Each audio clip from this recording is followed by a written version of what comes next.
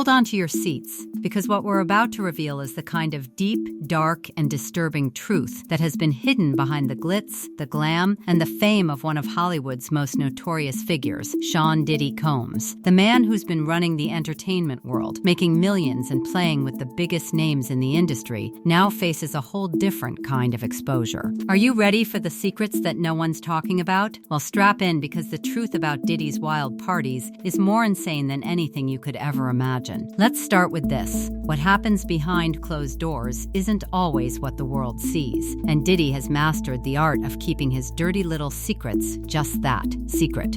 But not anymore. Thanks to new footage and insider accounts, we're pulling the curtain back, revealing the freaky side of Diddy's infamous parties that no one wants to acknowledge. And trust me, the things we're about to expose will blow your mind. The epigenesis of Diddy's nasty was all the other parties and shit he went to when he was a young intern and shit, hanging out with Andre Harrell and them and shit. When he was hanging out with white billionaires and shit, you get to see how people really do their thing. And you say, oh, okay, all it takes is a little cocaine, a little bit of money, a little bit of opportunity, and people get to freaking out. Oh, we've all heard the rumors, and let's be real. Some of us wanted to believe the extravagant stories about Diddy. But here's the hard truth, folks. It's not just the partying that you've heard about. It's the kind of partying that gets real dark. And Diddy was no stranger to it. From a young intern to a mogul rubbing shoulders with some of the richest and most influential people in the world, he quickly learned what it took to climb to the top in those elite circles. And it wasn't just about business meetings or networking. It was about getting involved in the most disturbing, secretive, and illegal behaviors. And Diddy's got a history with this stuff that most people have no clue about. But the real question here is, when did it all go too far? I've attended freak-offs in my broke-ass life. Every house party I attended as a youngster, everybody knew after 1 o'clock, some weird about to take place. If you up in there, you better cuff her and take her home. Because she might get a train ran on her. Yeah. Some wild about to take place. The stories are finally coming to light, and it turns out that what Diddy's been involved in goes way beyond what anyone thought possible. This wasn't just about throwing a lavish party and popping champagne. No, this was about a whole other level of freak-offs. People talk about these wild, exclusive events like it's all fun and games. But let's face it, when you've got the kind of money Diddy does, you get to indulge in a world where nothing is off limits. Parties that start with fun and drinks? Yeah, those quickly turn into something completely different. And if you're a fly on the wall, or better yet, a partygoer, you'd better be prepared for the kind of chaos that happens after midnight. The stories we've been hearing about those crazy parties Diddy used to throw, it's not just speculation anymore. We have details, real details about the aftermath of these gatherings. People didn't just have a good time, they went too far. And the worst part, Diddy was at the center of it all. The problem comes in when you start making freak-offs contingent on something other than everybody having a good time. Freak off in order to get this job. Freak off in order to keep this secret. Freak off in order to make this political move. Now you start doing something that's illegal. And here's where the real trouble starts. What might seem like innocent fun, some wild freak-offs, a bit of cocaine, a couple of drinks, and a few laughs, starts to turn into something far more sinister. The real danger comes when these gatherings stop being about having fun and start being about power. Diddy's parties weren't just about people letting loose. They became a twisted game where people had to do things they didn't want to do to get ahead in their careers. Want that next deal? Want to stay on the inside? You better play along. And that's where it crosses the line into something darker. The reason why he stomped out in that hallway is for whatever she had snuck away with in that bag. Which is why when he first came up to her, the first thing he did was grab the bag. He grabbed the bag. Wrestled the bag away from her. Right. Then started stomping and kicking on her like, how dare you try to steal whatever was in this bag.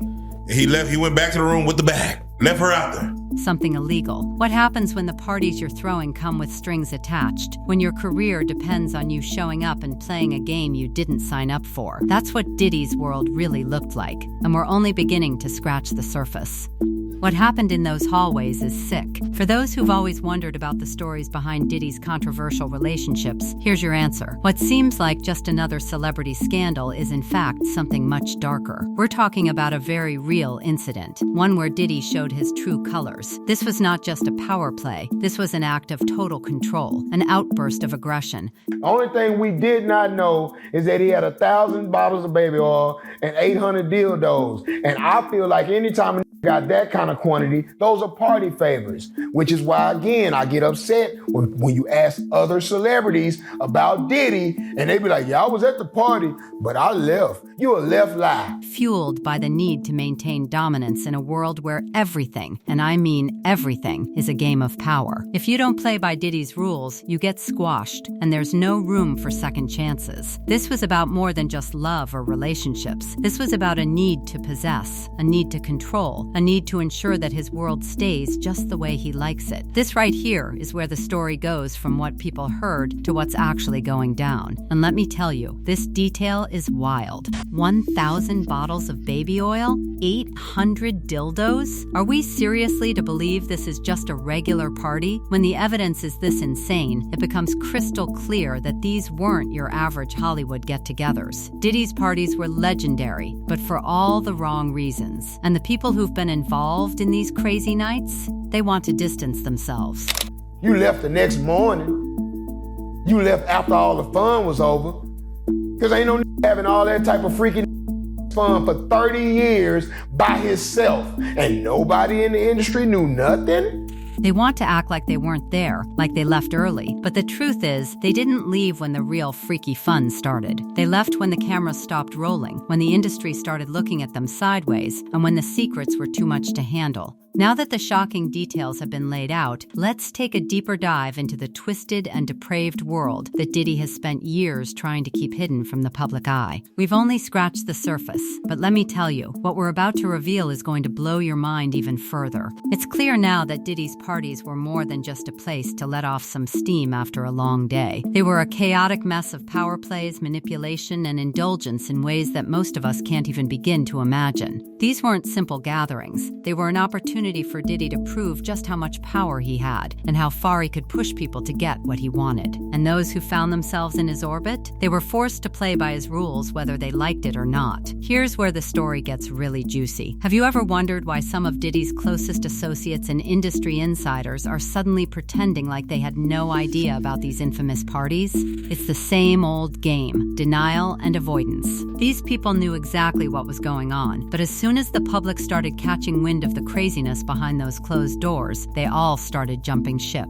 And why? Because it wasn't about what happened at the parties. It was about who got caught in the crossfire once the truth started coming out. These so-called friends, colleagues, and even family members were all in on it. But when the heat turned up, they scattered, and they left after the freaky fun was over, leaving Diddy alone with the wreckage of his actions. And here's the most disgusting part of it all. People didn't leave because they were uncomfortable with what was going on. They left because it was too messy to clean up in front of the world. They knew they'd be scrutinized, but not a single one of them spoke up when they should have. They were all complicit in the secrecy, and now they're pretending to be shocked. It's the oldest trick in the book: pretend you had nothing to do with it and hope it all blows over. But it's not going to blow over this time, and we're here to make sure of that. This next piece of the puzzle is one that has shocked even the most seasoned industry insiders. We're talking about Diddy's cold, calculated manipulation of the women around him. And if you thought that was just a rumor, think again. Diddy's been playing a game with these women, and not the kind of game you think. He doesn't just charm them with his money and fame, he uses them for his own personal control. He treats women like objects to be used, discarded, and controlled. The incident with Cassie is a perfect example of this dark side. When he confronted her in that hallway, it wasn't about love or trust, it was about power. The way he grabbed that bag, wrestled it away from her, and then acted like the entire situation was beneath him, it wasn't a mere argument. It was a display of dominance, a demonstration that he owned the situation, and owned her. This was about Diddy proving that no one, not even the women he's involved with, could escape his grip.